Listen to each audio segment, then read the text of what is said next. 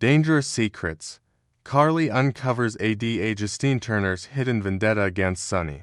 Port Charles residents are no strangers to complex family dynamics and buried secrets, but the latest developments surrounding ADA Justine Turner's growing closeness to Sonny Corinthos have set off alarm bells for his ex-wife Carly Spencer. What began as professional interactions between the assistant district attorney and the town's most powerful mobster has evolved into something much more personal and potentially dangerous. The tension has been building steadily as Carly observes Justine and Sonny's increasingly intimate conversations and shared moments. Despite their tumultuous history, Carly's protective instincts where Sonny is concerned remain razor-sharp. Her unease reaches a tipping point when she notices how effortlessly Justine seems to navigate Sonny's complicated world, displaying an understanding of his psychological triggers that seems far too sophisticated for someone who supposedly just met him. Carly's investigation begins.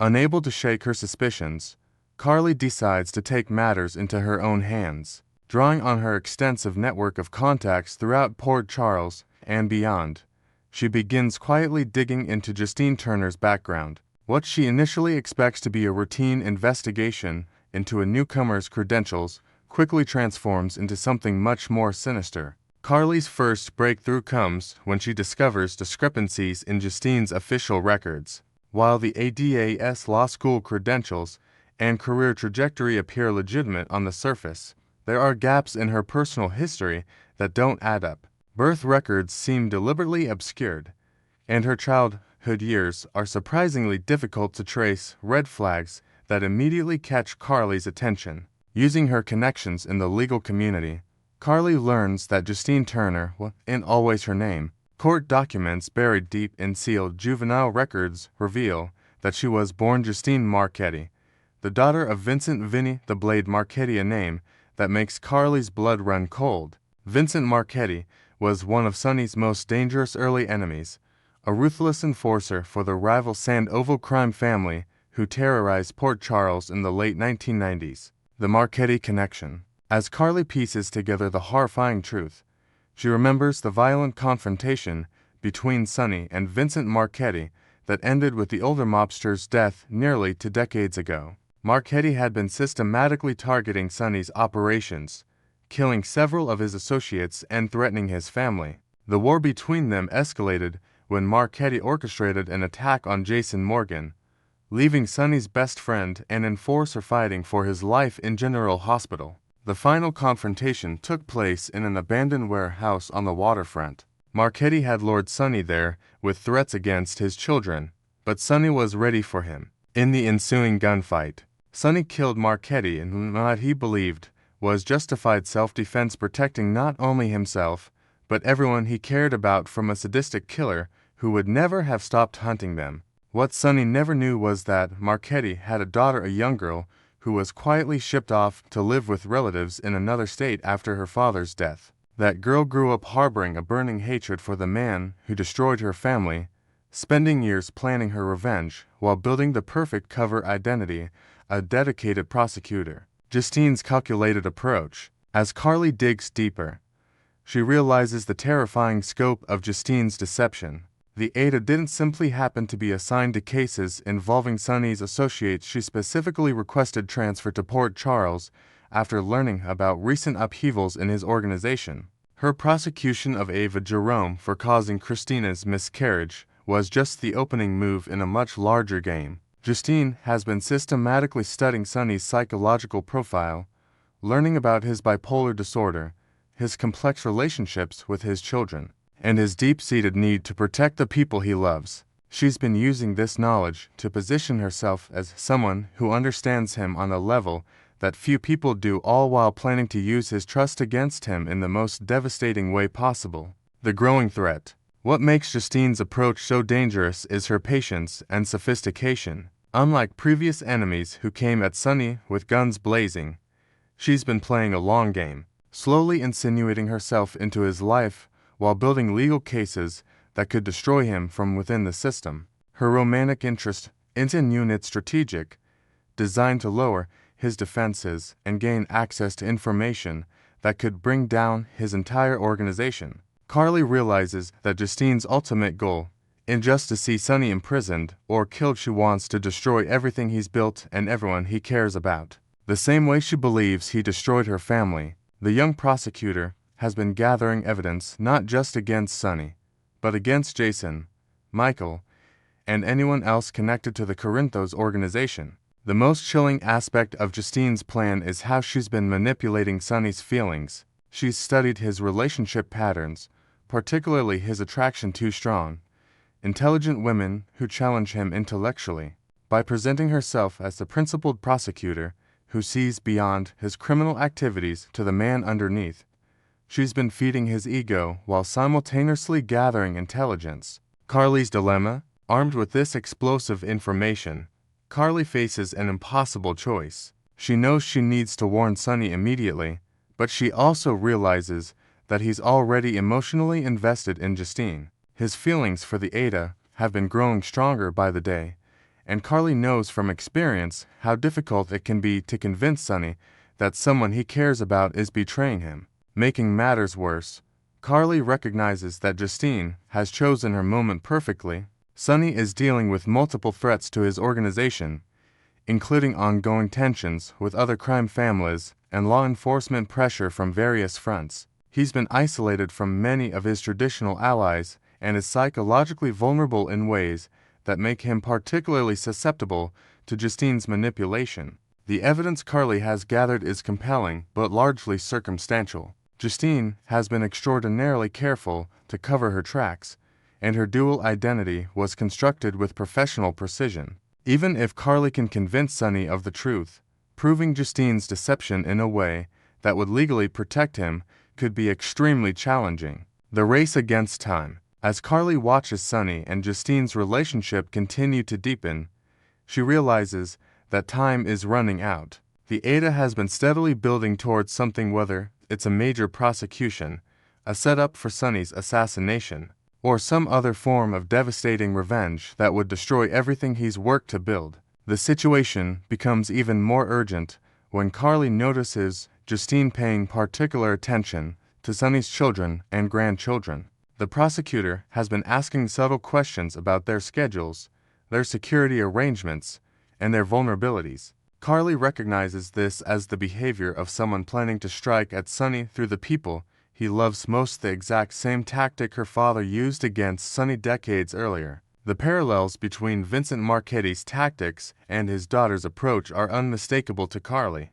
But she knows that Justine's plan is far more sophisticated than anything her father could have conceived. Where Vincent relied on brute force and intimidation, Justine is using the legal system and emotional manipulation to achieve the same goal: the complete destruction of Sonny Corinthos and everything he represents. As this dangerous game of deception reaches its climax, Carly must find a way to expose Justine's true identity and intentions before it's too late. The stakes couldn't be higher, not just for Sonny, but for everyone in Port Charles who could become collateral damage in a vendetta that has been brewing for nearly 20 years. In a town where secrets have a way of surfacing at the worst possible moments, this particular revelation threatens to unleash consequences that could reshape the entire criminal landscape of Port Charles forever. The question now is whether Carly can gather enough concrete evidence to convince Sonny of the truth before Justine Turner, or rather,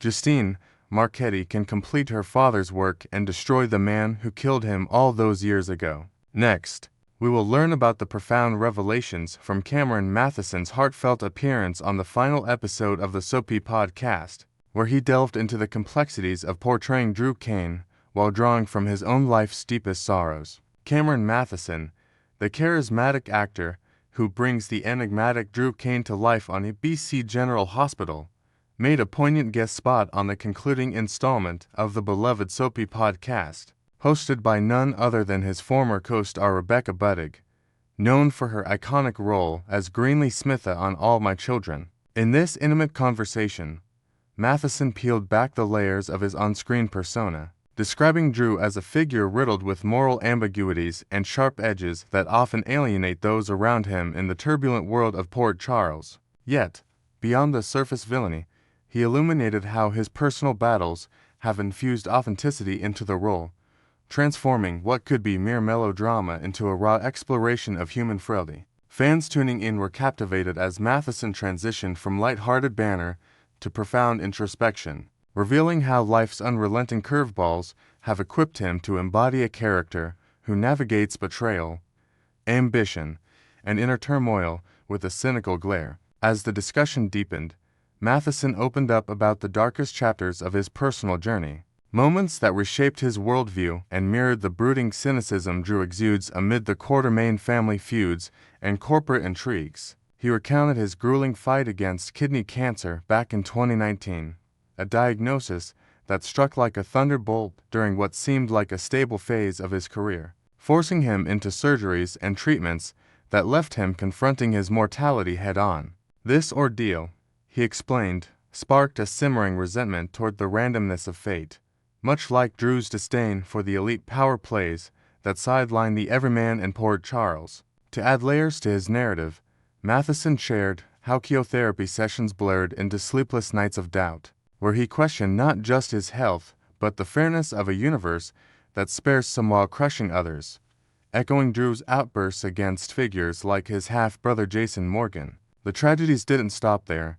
Matheson's voice trembled as he reflected on losing his mother to a relentless battle with brain cancer, a woman whose unwavering support had been the bedrock of his early acting dreams in Toronto. Her decline was a slow, heartbreaking erosion filled with hospital vigils and whispered family prayers, which instilled in him a profound anger at illnesses that rob loved ones of their vitality without mercy. This loss, he noted, parallels Drew's fractured family dynamics, particularly his strained bonds with Carly and the lingering shadows of his presumed death and resurrection storyline. Inventing a new thread of connection, Matheson imagined how Drew's future arcs might incorporate themes of inherited grief, perhaps through a subplot where Drew uncovers hidden medical secrets in the Kane lineage, drawing directly from his own unresolved emotions during his mother's final days. Compounding these heartaches, Matheson revealed the anguish of watching a close friend spiral into the grips of addiction,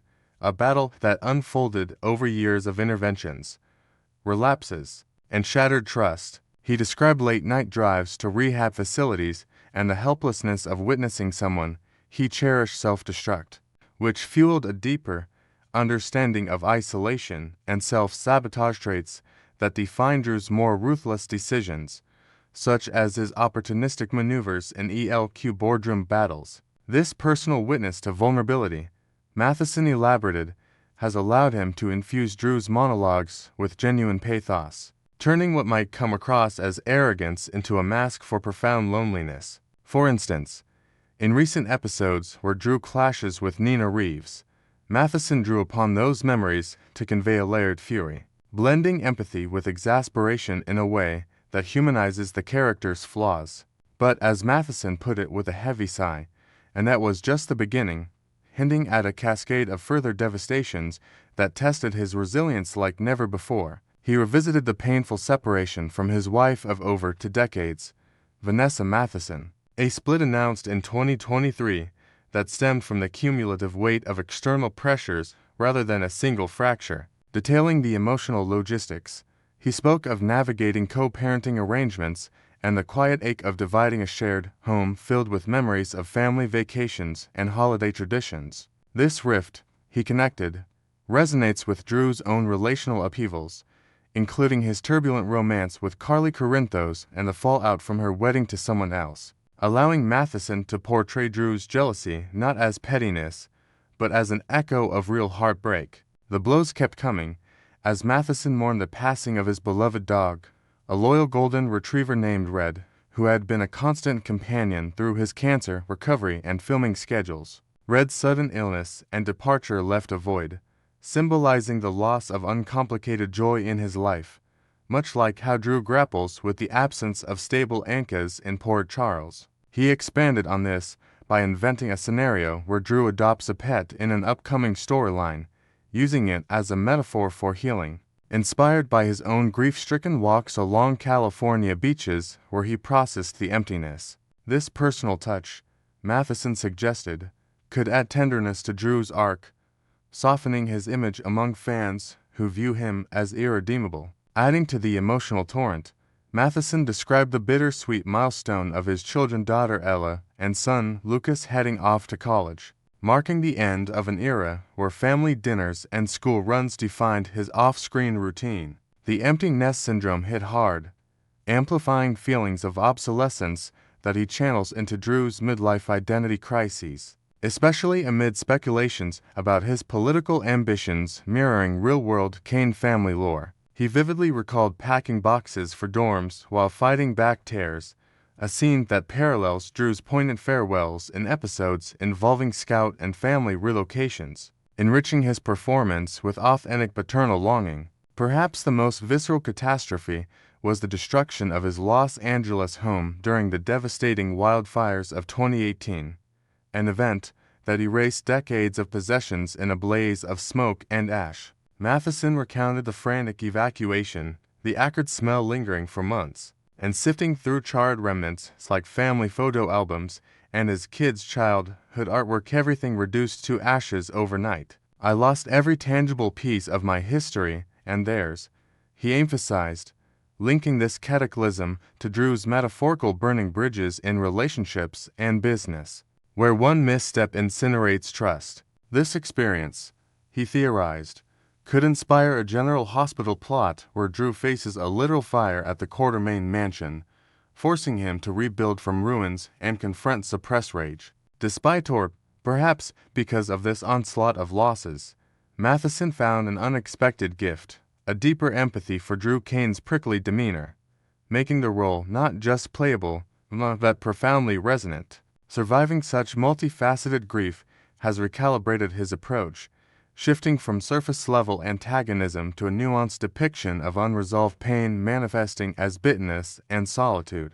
As he articulated, enduring that volume of devastation reveals the true texture of bitterness, grief, and isolation. It's not abstract, it's visceral. When Drew unleashes his temper on allies like Michael Corinthos or snaps at Sam McCall, it's no longer contrived villainy. It's a window into how unhealed wounds fester, potentially setting the stage for a redemption arc where Drew seeks therapy or reconciliation. In lighter moments on the podcast, Matheson had previously quipped that the writers had morphed Drew into an absolute douchebag jerk, a nod to the character's polarizing evolution from Navy SEAL hero to scheming opportunist. Yet, during this finale episode, his delivery carried a somber gravity, suggesting a personal evolution where he perceives Drew's shadows as intertwined with his own narrative tapestry. Could this mean upcoming episodes will explore Drew's vulnerability through flashbacks or alliances that heal old scars, influenced by Matheson's insights? Next, we will learn about the whirlwind drama set to rock Port Charles during the week of October 6th to 10th, where police raids, custody battles, and a fiery Quartermain feud collide. Warrant at Liz's door. Anna Devane arrives at Elizabeth Lisbaldwine's modest Whitmore Street home before sunrise, flanked by 2 uniformed officers and a freshly signed search warrant tucked in her leather folder. Neighbors peek through blinds as squad car lights paint the porch crimson, underscoring the urgency of the PCPD's latest break in Drew Kane's shooting investigation. Inside, Anna methodically inspects every creaking floorboard while a crime scene tech photographs Liz's medication cart, her late grandmother's jewelry box, and even a stack of Aiden's school art projects. The normally unflappable nurse clutches a coffee mug that trembles in her hand, realizing the house that once sheltered Franco's murals may now hide evidence capable of destroying her career. Anna pauses at the living room hearth, her gaze fixing on a strange depression in the brickwork. With surgical precision, she pries out a loose brick, revealing a small velvet pouch harboring a .38 revolver freshly cleaned, serial number filed. The moment crackles with tension. Liz gasps, Portia Robinson steadies her friend, and a silent officer slips the gun into an evidence bag. Anna's clipped order, "Elizabeth, we need you downtown," echoes like a gavel, signaling that the days of quiet shifts at GH are over for Liz Baldwin. Danda's race for a shooter. Back at the precinct, Detective Dan Falconeri plants fresh photos of suspects onto the investigation board. now crowded with faces, Carly Spencer glaring defiantly, Nina Reeves quietly fuming, Willow Tate in surgical scrubs, Michael Corinthos wearing corporate armor, and Curtis Ashford caught mid-stride. Find the gun, find the shooter.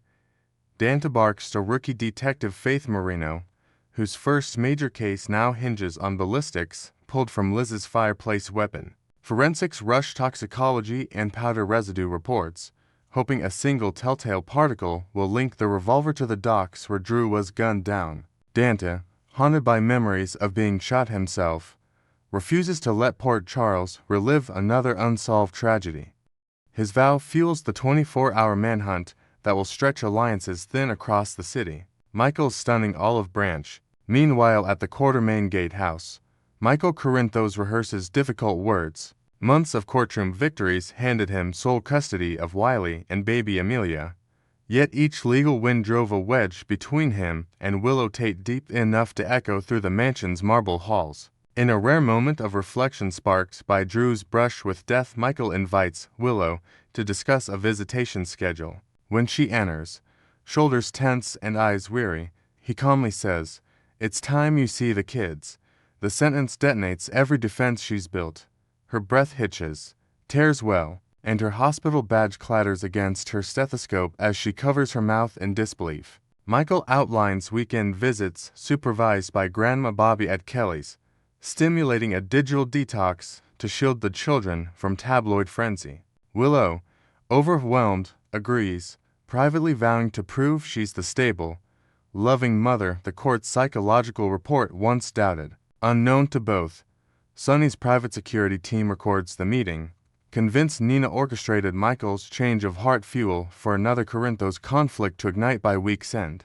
Tracy's last stand. Across town, thunder cracks though the skies are clear. Tracy Quartermain is having one of her legendary meltdowns in the mansion's grand salon. Alexis Davis reads Monica's will aloud, voice steady until she reaches the clause gifting the family estate to Monica's reclusive sister, Olivia Livy Quartermain Sutton, who hasn't set foot in Port Charles since the Carter administration. "Over my dead body," Tracy roars, overturning a crystal decanter and sending 12-year-old Scotch across the Persian rug.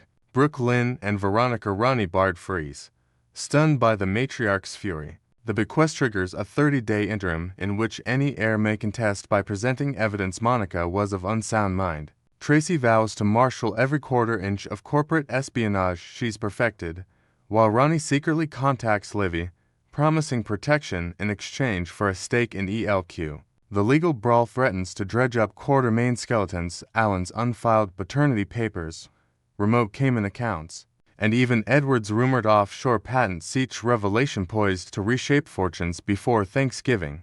Willow in the crosshairs. As the promo crescendos, rapid-fire images splice Carly's steely glare with Willow sprinting through GH corridors, pager shrieking. Rumors flare that the revolver from Liz's hearth once belonged to Harmony Miller, Willow's late adoptive mother, infamous for smuggling doomsday-cold firearms upstate. Detective Marino theorizes Willow accessed the weapon during a grief-fueled lapse, intent on shielding Michael from Drew's threats to expose ELQ misdealings. This speculation fractures already fragile trust. Carly confronts Willow in the staff lounge, voice low but lethal. Warning: Corinthos kids don't need another mob target for a mother. Willow's panic denial rings hollow until ballistics results arrive. If the .38 matches slugs pulled from Drew, she faces charges of attempted murder, nullifying Michael's visitation offer before the ink dries. Port Charles braces as Anna weighs the evidence. Is Liz concealing a friend's crime, or is Willow harboring a secret darker than her leukemia diagnosis ever was?